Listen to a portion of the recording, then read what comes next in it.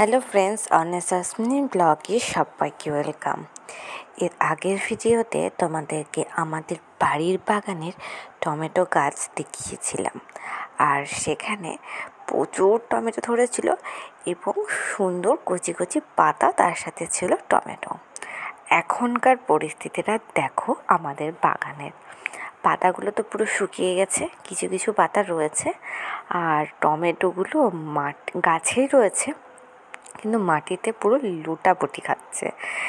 আর এই যে সুন্দর একটা পাকা টমেটো পেরে নিলাম। বেশ ভালো লাগে না নিজের গাছের এরকম সুন্দর সুন্দর যদি সবজি হয়?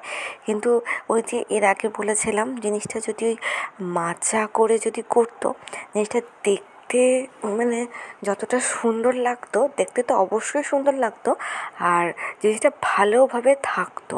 পুরো দেখো মাটির মধ্যে নুয়ে গেছে, আর মানে পুরো মাটিতেই মনে হচ্ছে পড়ে আছে, কিন্তু পড়ে নেই, কিন্তু ওগুলো কিন্তু গাছের সাথে আটকে আছে।